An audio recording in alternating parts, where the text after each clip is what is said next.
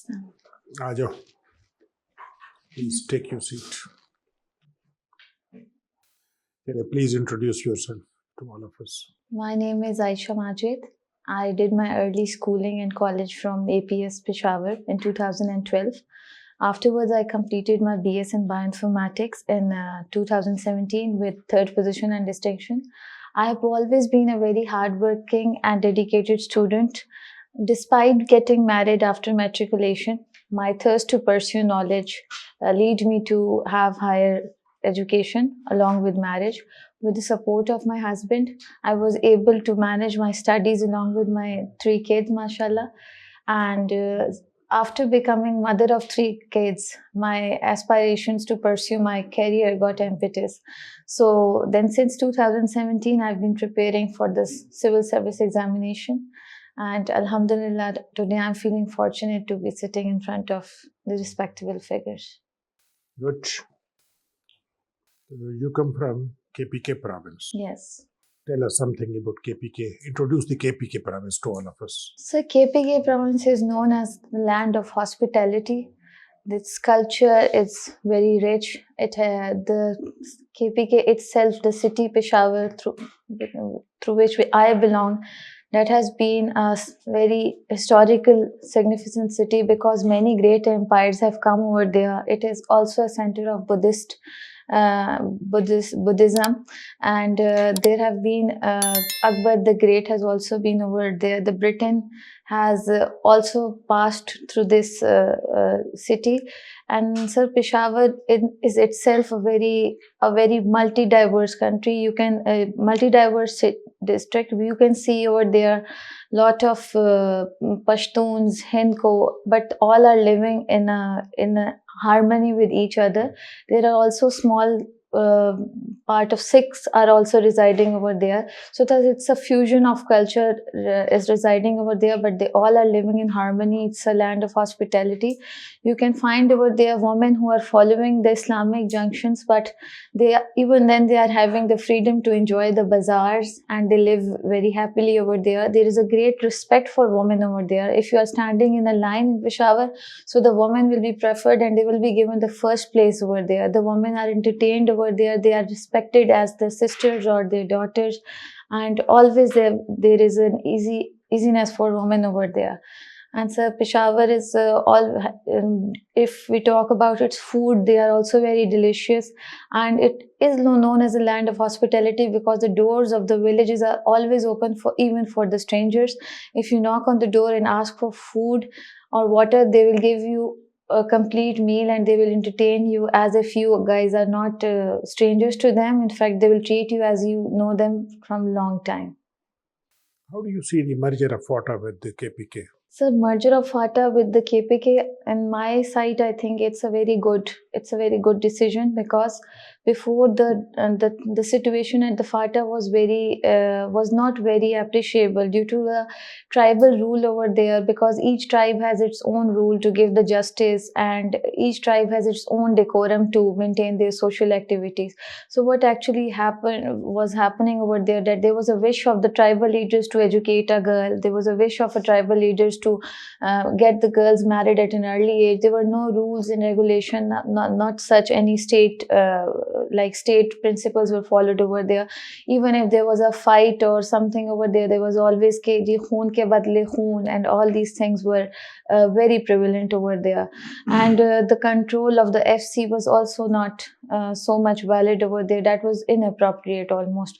So sir, and keeping in view of these scenarios, I think the merger is in a good way, because it will provide each and every common man residing in the FATA to avail equal opportunities which are being offered by the state to everyone as a citizen of Pakistan. So sir, I think so far it's a good step, but the challenges which are being now underway due to the merger, that is that the funds are equally distributed, they are correctly allocated, the things, the administrative issues and the issues which are like on the basis ke ab quota kis tarah se hoga, all these, if these are managed well, then it will prove to be a worthy decision. Otherwise it can also be like give bad results if it's not managed properly.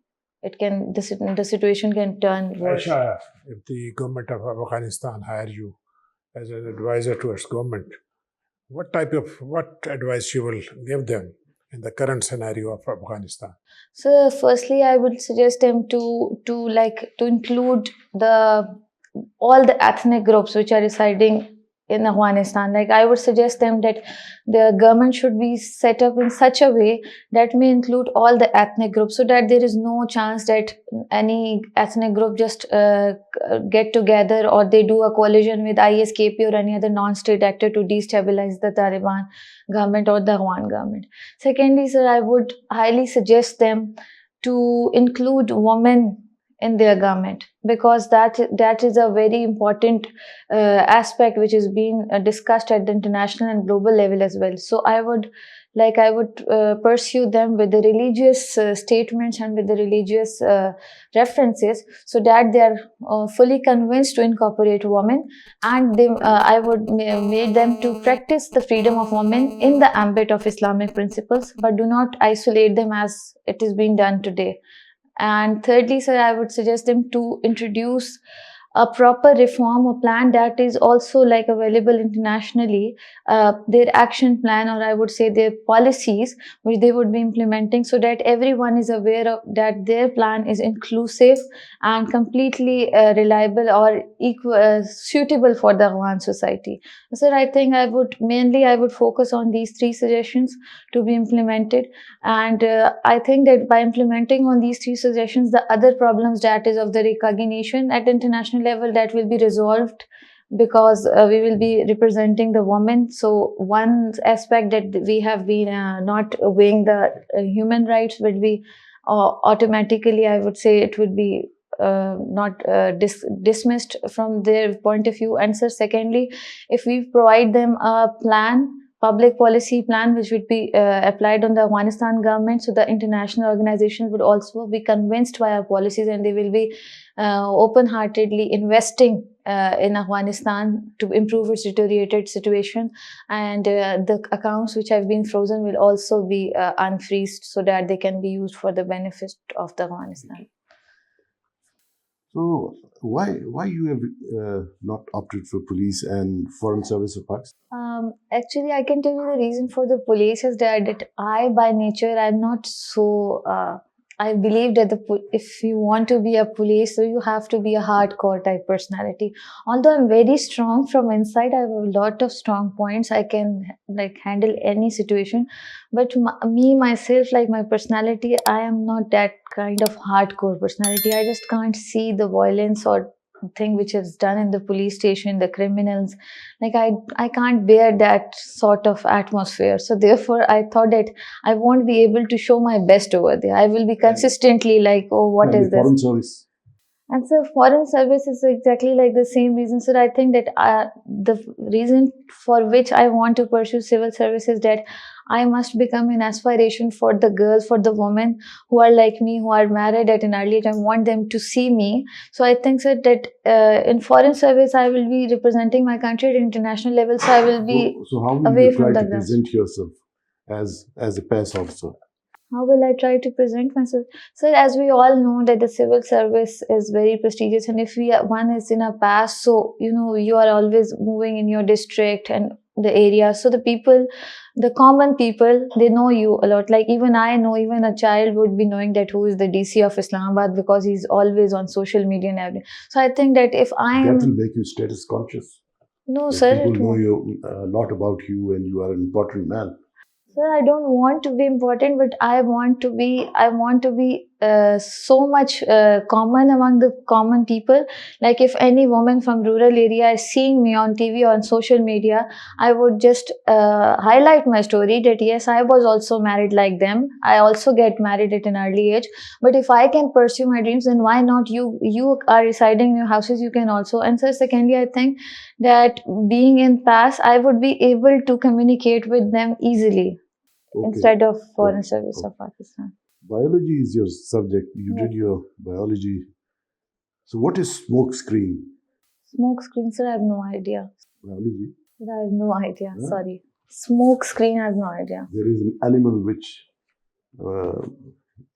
which pumps out smoke when it runs away. If it is attacked, if there is a threat to him, that animal, Sir, I have no when idea, it runs sir. away, there is a smoke which comes out of it, and uh, the uh, the animal which is trying to attack him is not able to identify him, trace him, so he can escape. I've seen that animal in cartoons as well, but I'm unable to remember its name. Okay. What is the significance of biodiversity? What is it? So biodiversity. So there's a lot of significance of biodiversity if we talk about the significance of biodiversity in the ecosystem, in the ecological atmosphere, because we think that if the biological species are diverse, then the food chain, which has been which is the natural phenomena that is moving in a stabilized manner, and if biodiversity is not present, then what happened, and there is a complete disturbance in the food chain system, and automatically if we say among the lower cycle of the food chain, a competition for the fittest of the survival starts. And then what happened, the whole ecosystem is disturbed, the food chain supply is disturbed for humans as well and for the animals as well. In this way, the environment is almost deteriorated, and it also damaged and get attacked by pollutions and all these things as well. So I think biodiversity is very important in terms of a stable ecosystem. And have you heard about the sixth extinction? So is this about the animals who have been extincted, Yeah. like they are on the Species. verge of Yes. extinction? So one is panda, I think, who's which is extincting. Then I was reading a report on National What do you Geographic. mean by the sixth extinction? The sixth extinction is the six important animals which are required to be in the ecosystem. They have very significance, but they are not being saved. They are being hunted, or they are not, like, atmosphere is not being provided to them so that they can breed. The And plant and animal species. They are, you see. so I have they an are idea getting- about animals, but I have no idea about the plants. Yes, it is. Plant and animals, they are getting extinct because of this global warming. Why the debt burden, volume of debt burden is increasing day by day in our country? The volume of debt burden is increasing day by day in our country. So I think firstly, it's because of the prevalence of COVID-19, which has been so abrupt and immediate. We were unaware in the beginning about its symptoms, about its after effects, and how it is causing. Still, I believe that although research have been done, vaccination have also been produced, but there are many loopholes which are needed to be discovered. So I think that the sudden arrival of the COVID-19 and along with the symptoms which were, even a common man, a doctor professional, were unaware. So the debt burden has immediately increased in Pakistan just because of the arrival of the COVID-19. So secondly, if we could say that because of the COVID-19, we all have been isolated in our rooms and homes so much that other sort of What depression. other factors are responsible other than COVID-19? So mental health is. The debt burden of the country, the volume of debt burden. Okay, sir. What is debt burden? Okay, sir. I'm not clear about the terminology debt burden. I thought that you are talking it to be related to biological aspects. So I was. Debt burden, I was saying, I've repeated it 2-3 times. So you saying that we are taking loans from IMF and all that. What is the reason why we are doing this? Volume of it is increasing. What is the reason for that? Sir, it is the reason is, of course, our economic situation, which is deteriorating day by day. Our imports are increasing, our exports are declining. So the tax, which is not being collected properly, the political instability is hindering our economic generation. So the CPEC projects and all that have come to a halt because of the COVID-19 and other issues through which we are being inside our home. So education, which is the very important aspect that has been stopped since last 2 years. So, sir, all these things, I think it has lead us to go into that burden which you are talking about. So, sir, ultimately we have to take loans because we are unable to complete our energy. There is energy crisis in the country. The taxes are less. Our GDP ratio, our currency is day by day devaluing. Our foreign reserves are extinct, like finishing. We have to pay circular debt as well, and therefore. Ayesha, you have done BS in bioinformatics. Could you tell us about what is bioinformatics? Yes, ma'am. Bioinformatics, it's actually a very interesting field due to which I pursued it as well, because I found it's a new thing and most of the people are unaware about it. It's actually a marriage of information technology and biology. So it is called as bioinformatics. It's a definition for a layman.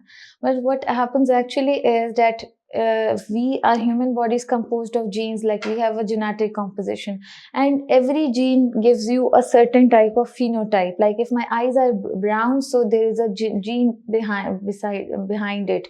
And similarly many other qualities, even the IQ level, emotional intelligence, all these are linked to our genes.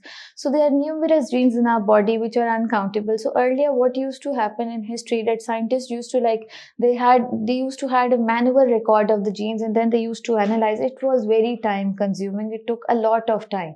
So what happened in bioinformatics, that what the scientists did, that they collected all the data related to the genes and they just put it into the computer.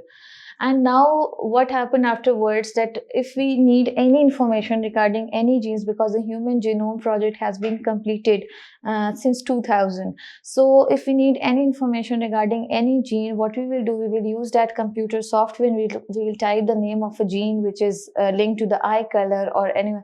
And once we type it, we will get all the information that if like this is a gene, this is responsible for this sort of eye color, and if there is an abnormality in this gene, then this could be the consequences and how we could cure them, because it's also a sort of biochemistry is also involved in it, because if you want to mutate that gene or if you want to counter that mutation of the gene, so that's all in the computer software. That's if we see DNA and all the DNA fingerprinting and all this, so that's a sort of advanced biotechnology which is being done on computers. And so it's quite helpful because there are many diseases which are genetic, which are prevalent.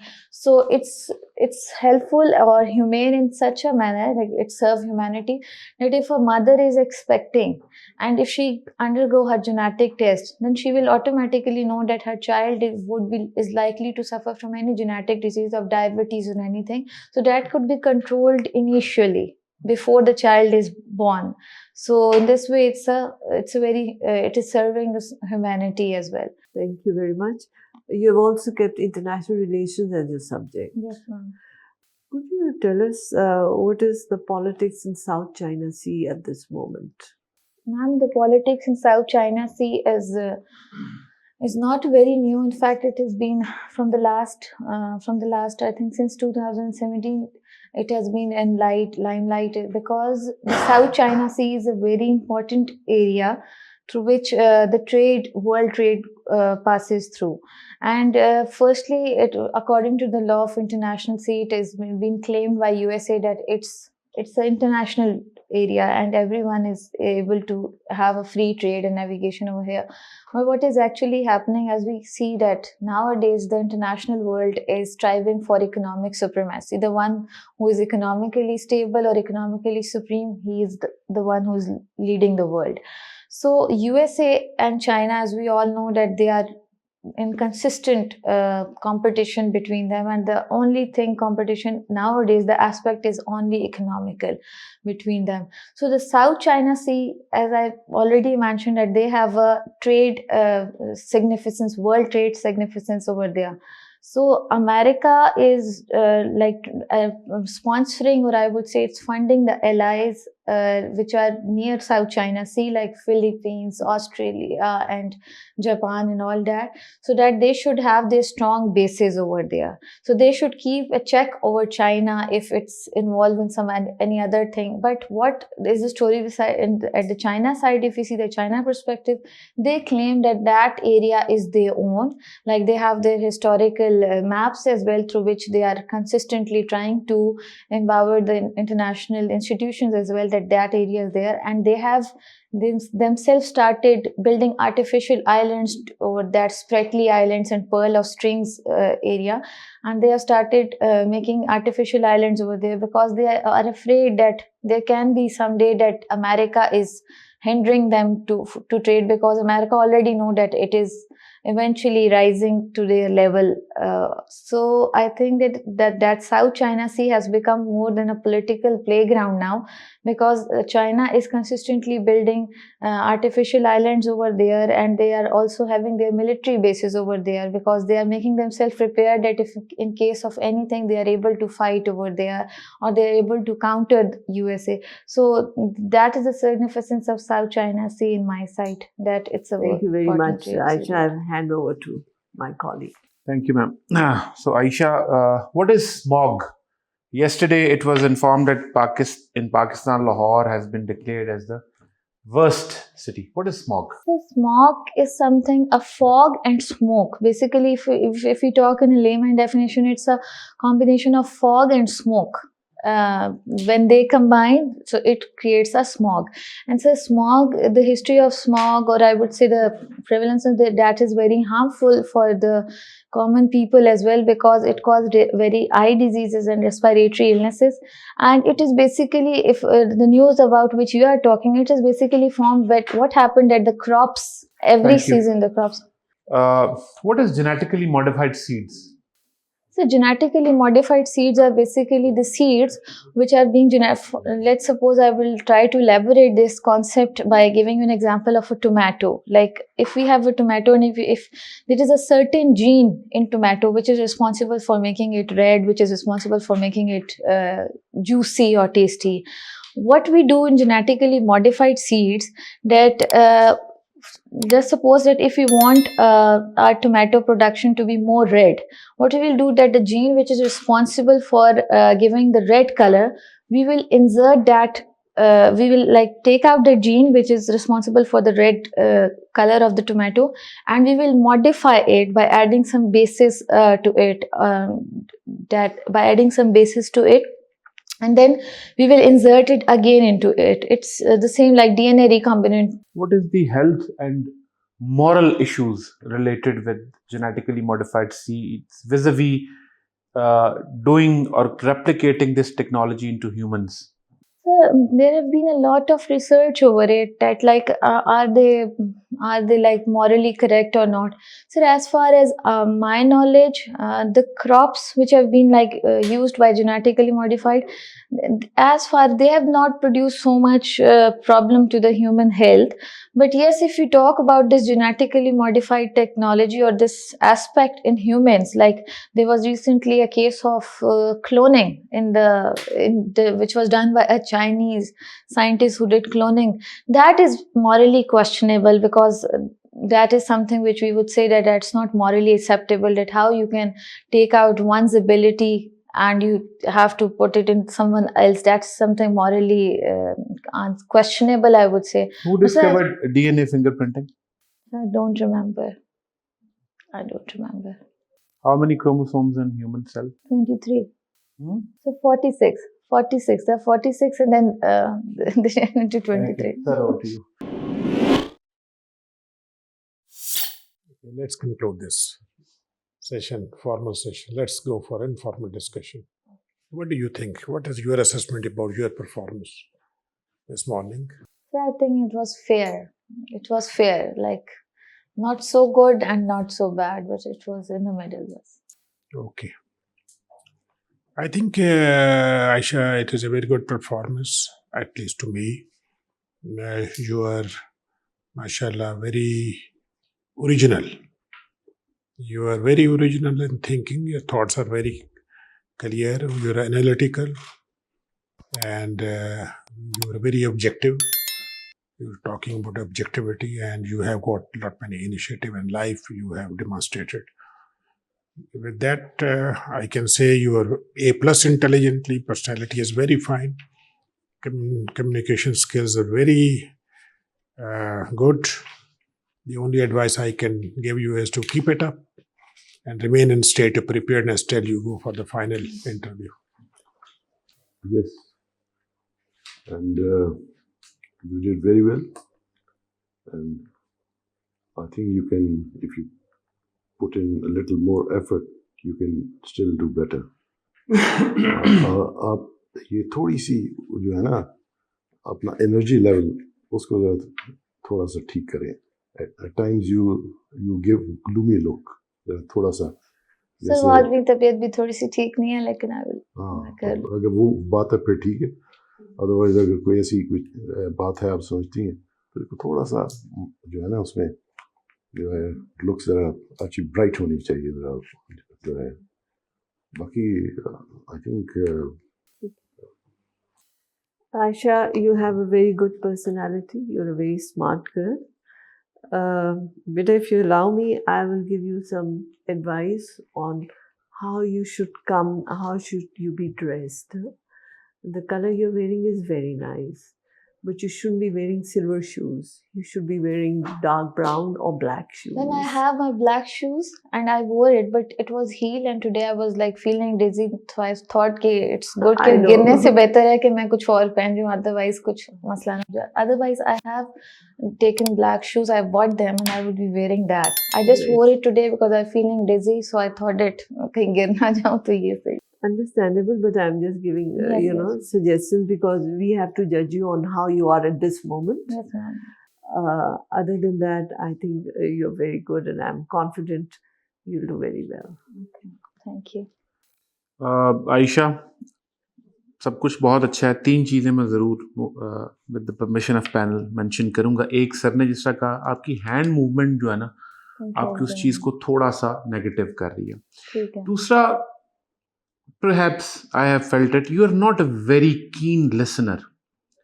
At 3 or 4 questions you made the panel ask about it. If it's particularly about today when you are not feeling well, perfectly fine. Yes, sir, it's about today. But if it is like you are somewhere else when he is asking the question, देखो communication is always two ways. ठीक है, जो आप communicate कर रहे हो बहुत अच्छा communicate कर रहे हो. But the other part is आपने सुनना भी है कि question क्या है. One odd question or another you make the panel repeat doesn't look bad, but on every other question. Third, जो मुझे लगा है, but सर सऊद और all that वो सारे बेहतर करेंगे. One should know when to stop the answer. इसलिए मैं आपकी छोटी छोटी चीजें सामने ला रहा हूँ. You should know when I have to stop. You speak at length, knowledge भी होती है. But when you speak so much, then at the end, you start speaking irrelevant. You start speaking incorrect facts. So you should better know कि जो चीज़ पूछी है वो 4 sentence या 6 sentence में जब उसका सवाल adequately convey हो गया, then you should keep quiet. Yes, sir, I've been advised this as well to make my answers concise. आप बहुत at length ज़्यादा बोलते हो, ठीक है, इसको थोड़ा सा स्ट्रक्चर करो. बाकी it's very good. Best of luck. Keep it up. ठीक है. Thank you.